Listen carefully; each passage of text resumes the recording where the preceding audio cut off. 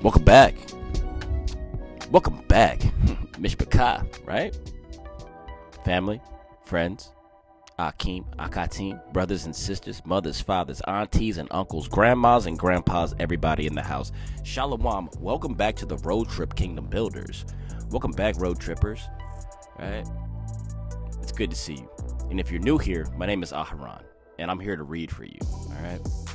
It's cool, man. All praises to the Most High. Shalom, shalom, peace and blessings to you, your homes, your dwelling places. All that stuff that means so much to you in your life, Mishpachah. I'm praying for all of that. Shalom, shalom. Welcome to the road trip. All right? All praises to the Most High. Got some new water in the basin. All right? So we're clean. Dipped up. Let's go ahead and bathe in. And dip in this. Bathed in water, right? Yes. Bathed in fire. Yes. Let's get these scrolls. All right, so what are we doing, man? All praise to the Most High. Yahweh, glory to Yahweh Shai. Honors to the Ruach, my love and my respect to you. So what are we doing? We're back here in the book of the works of Flavius Josephus, the Jewish Antiquities, air quotes. You see me doing those air quotes right there? Yeah. The Antiquities of the Yahudim, okay? That's what it really is, all right? And we're in book number 2. We're going to finish it up here tonight on the finale. I don't know. Depends on how much time we got after we finish reading and doing all the edits and stuff like that to this. We might do another one. We might not. I'm not sure. You know, morning calls faster than we want it to, right? Because time waits for no man. That's correct. All right. All praises. But, you know, Yahweh willing, you know, he gives me the Ruach, wisdom, right, to be able to discern, so I can have a successful reading this evening, and also tomorrow, a good day at work. So, you know, discerning the times, right? Discerning the times. Okay. So we're here on chapter 16. This is the finale, chapter 16. How the sea was divided asunder for the Hebrews when they were pursued by the Egyptians, and so gave them an opportunity of escaping from them. Okay? So if you have these scrolls available to you, please bring them out. Bring them out, bring them out, bring them out. All right? Either if you have them physically or if you got them online, reading and scrolling that blue screen. All right? Either one. All right? No further ado, ladies and gentlemen, brothers and sisters, Akim and Akatim, chapter 16. Let's begin the finale.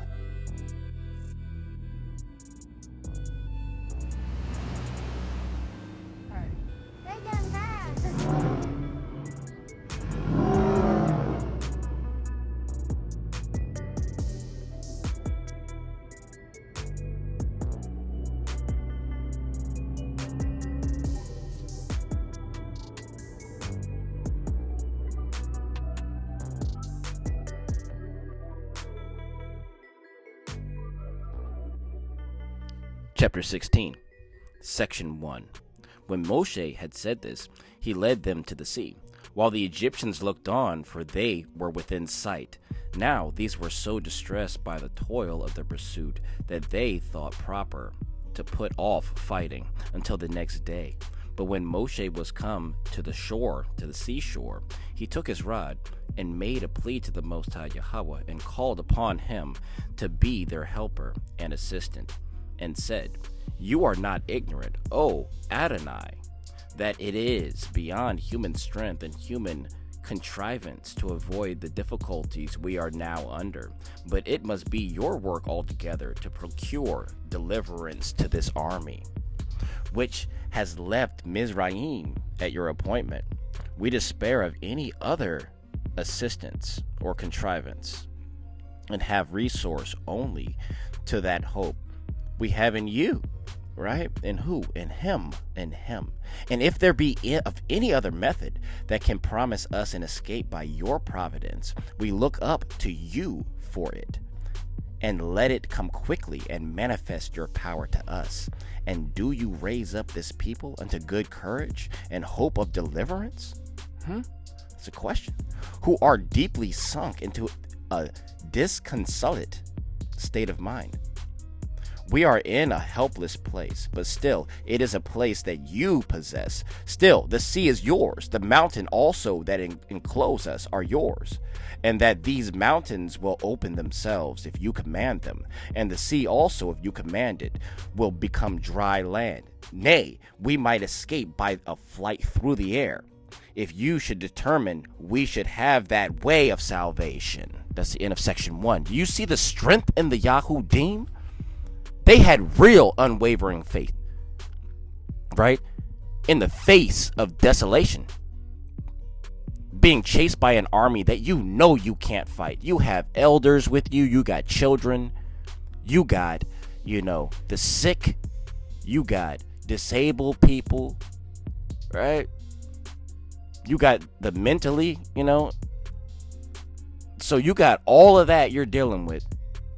Talking about 1 million plus people trying to travel. You can't run from them. You can't turn back and fight them. You have to rely on the Most High. They had no other choice, no other option. That's the end of section 1, by the way. Let's continue. Hallelujah. Selah.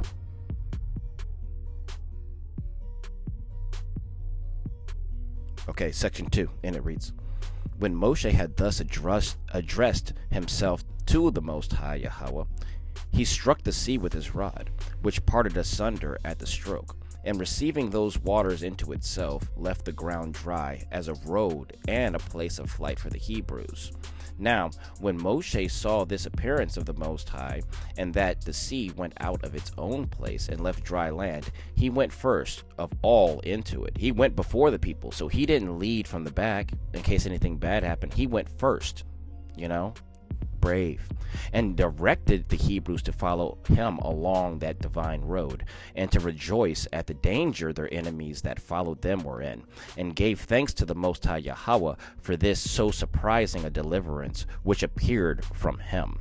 That's the end of section 2. Let's continue, Mishpachah. All right, hallelujah.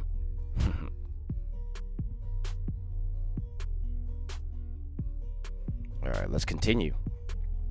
Section 3, and it reads, "Now while these Hebrews made no hesitation, but went on earnestly, as led by the Most High's presence with them, the Egyptians supposed first that they were distracted, and were going rashly upon manifest destruction.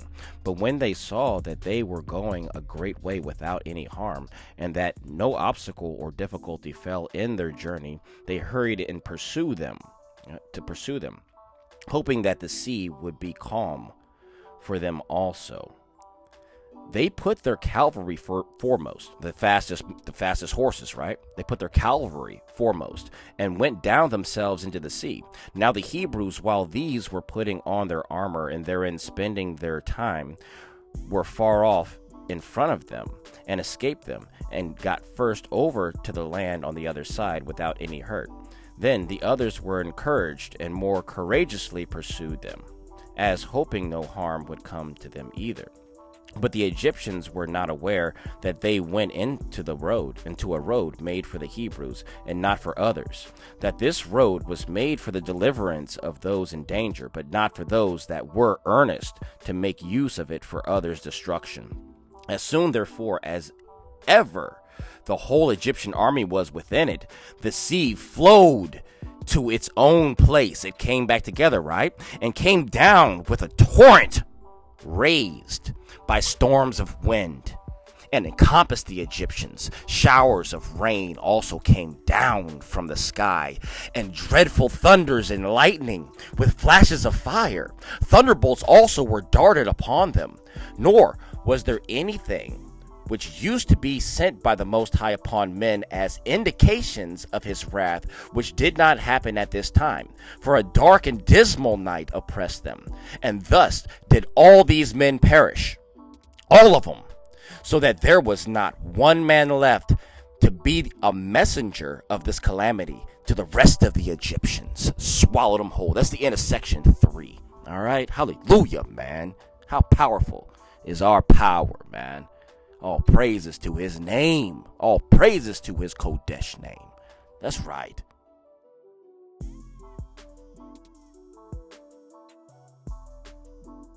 Section 4 reads, "But the Hebrews were not able to contain themselves for joy at this wonderful deliverance and destruction of their enemies. Now indeed, supposing themselves firmly delivered, when those that would have forced them into slavery were destroyed.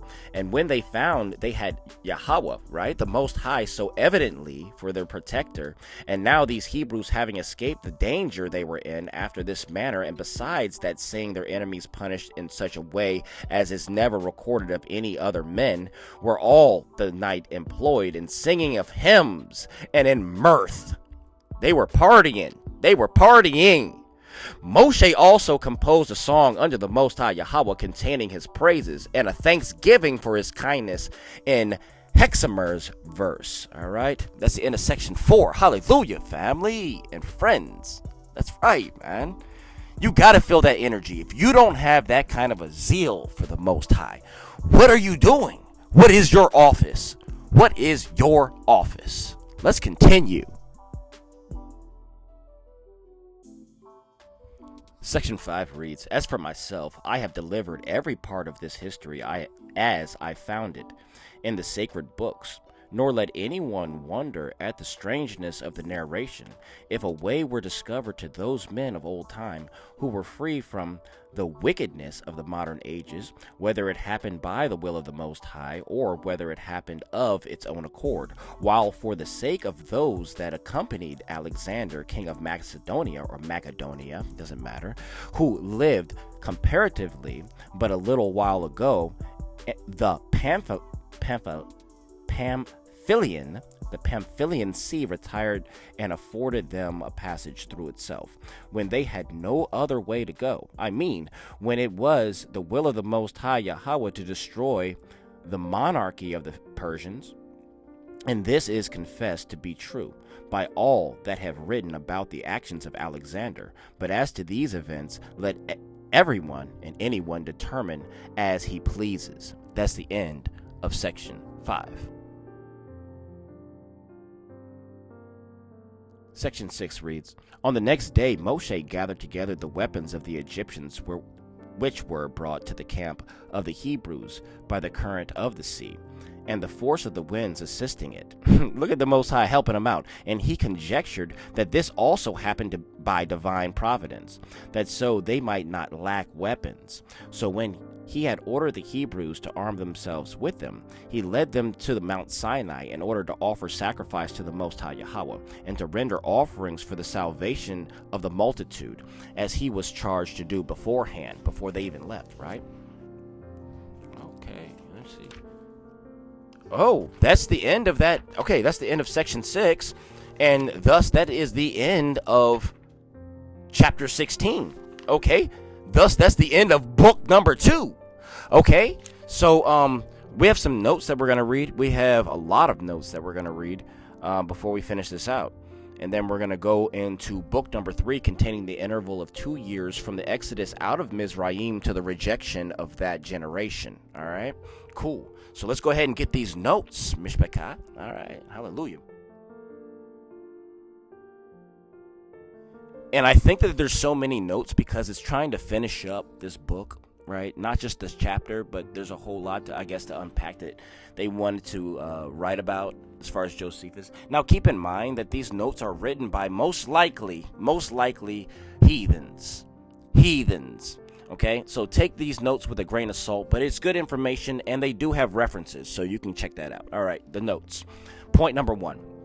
On these storms of wind, thunder, and lightning, at this drowning of Pharaoh's army, almost wanting in our copies of Exodus, but fully extant in that of David, reference Psalm 77:16 through 18, and in that of Josephus here, see Essay of the Old Testament, appendix pages 154 through 155. That's the end of the first point, okay? All right, we got a long point here. Let's see what they're talking about, all right? Point number 2, and it says, what some have here objected against this passage of the Israelites, the Yahudim, right? The Mizraim, right? Us, right? The Yahudim, over the Red Sea, and this one night from the common maps, that this sea, being here about 30 miles broad, so great an army could not pass over it in a short time, right? In such a short of a time, is a great mistake. Mons Thevenot, an authentic eyewitness, informs us that this sea, for about 5 days' journey, is nowhere more than about 8 or 9 miles over across, and in one place but 4 or 5 miles, according to de Liesel's map, which is made from the best travelers themselves, and not copied from others. What has been further objected against this passage of the Mizraim, of the Yahudim, the Israelites, and drowning of the Egyptians being miraculous, also that Moshe might carry the Israelites, the Yahudim, over at a low tide without any miracle, while yet the Egyptians, not knowing the tide so well, as he might be drowned upon the return of the tide, as a strange story indeed. It doesn't make any sense, right? That Moshe, who never had lived there or here, should know the quantity and time of the flux and reflux of the Red Sea better than the Egyptians themselves in its neighborhood. Yet does Artapanus, an ancient heathen historian, inform us that this was what the more ignorant Memphites, who lived at a great distance, pretended, though he confesses that the more learned Heliopolitans, who lived much nearer, owned the destruction of the Egyptians, or the Mizraimites, right, or whatever you want to call them, the Egyptians, and the deliverance of the Israelites to have been miraculous. And De Castro, a mathematician who surveyed the sea with great exactness, informs us that there is no great flux or reflux in this part of the Red Sea. To give a color to the hypothesis, nay, that at the elevation of the tide there is little above half the height of a man. See Essay on the Old Testament's appendix, pages 239 to 240. So vain and groundless are these and the like evasions and subterfuges of other modern skeptics and unbelievers, and so certainly do thorough inquiries and authentic evidence disprove and confute such evasions and subterfuges upon all occasions. That's the intersection. Point number 2. Okay, cool. Yeah. All right, cool, man. Point number 3.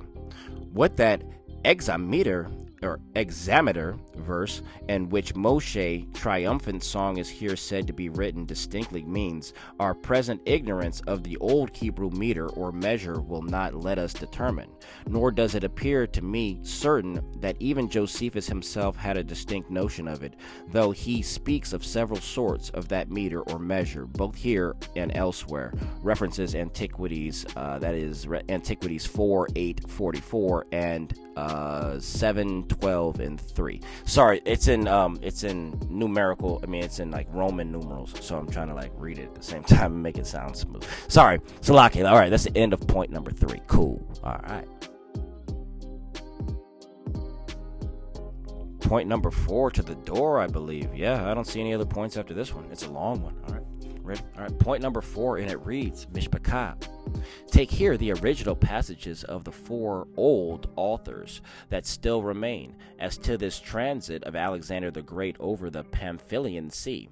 I mean of Callisthenes, Strabo, Arian, and Appian as the Callisthenes, who himself accompanied Alexander in this expedition.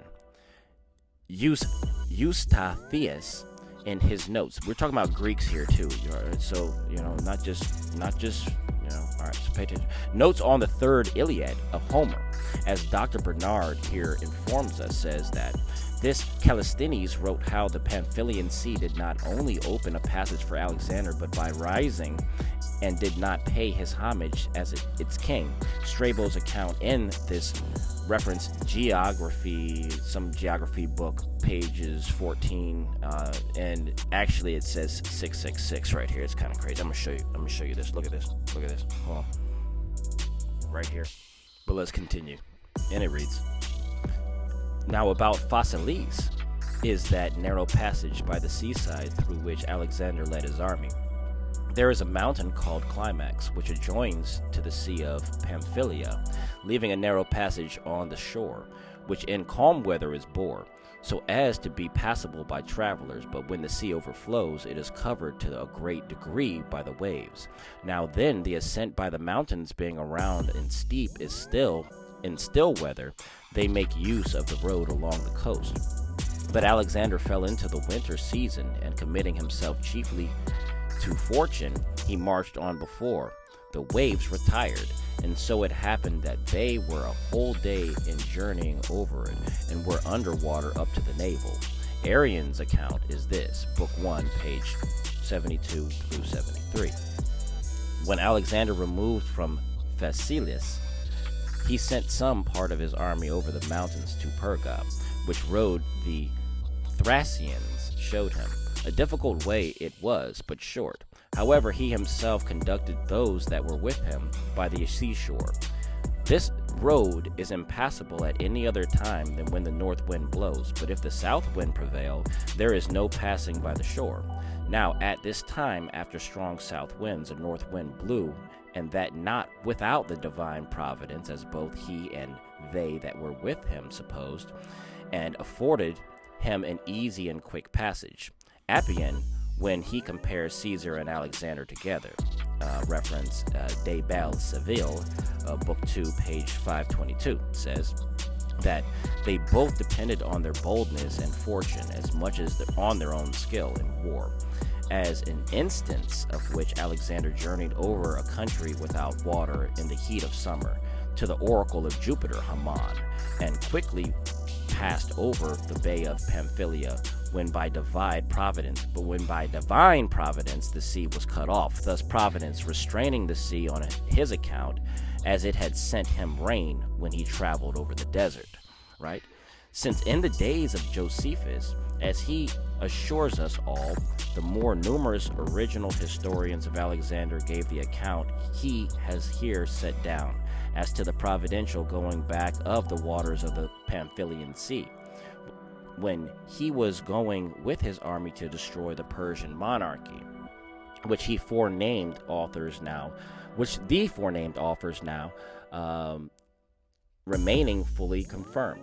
It is without all just foundation that Josephus is here blamed by some late writers for quoting those ancient authors upon the present occasion, nor can the reflections of Plutarch or any other author later than Josephus be in the least here alleged to contradict himself. Josephus went by all the evidence he then had, and that evidence of the most authentic sort also, so that whatever the moderns may think of the thing itself, there is thus not the least color for finding fault with Josephus. He would rather have been much to blame had he omitted these quotations. And that's the end of the notes. All right, so that's that, right? We made it through. All right, so that's the end of book number 2. All right, the Antiquities of the Yahudim and the works of Flavius Josephus. All right, hallelujah. And I'm really thankful. I'm grateful for you being here on this road trip journey with me, Kingdom Builders, Road Trippers, Akeem and Akatim. You know what I mean? And I just want to say thank you, and I love you, truly, with my whole heart, not half of it, right? There's no hidden parts of my heart for you. I love y'all. Mishpachah, family and friends. Shalom, shalom, peace and blessings to you, your homes, your dwellings, right? Your children, your loved ones, your friends, and your pets. Those little fur babies, right? Little fur nagas. That's right. That's right. All right, man. All praises to the Most High. And you already know the deal, man. Please be safe out there. You know the program. This is the road trip. Be safe as you're driving out there. Don't be a weapon. All right? Take your time. Leave earlier. All right? No speeding. Don't rush. All right? So please just be safe out there as you travel to and fro in your prospective places, especially if you got the kiddies in the car. You know what I'm saying? So, all right. And until we speak again, until we read again, the drill is all praises to the Most High Yahweh. You already know what that is. And I love you all, and I'll see you real soon. All right. Yeah.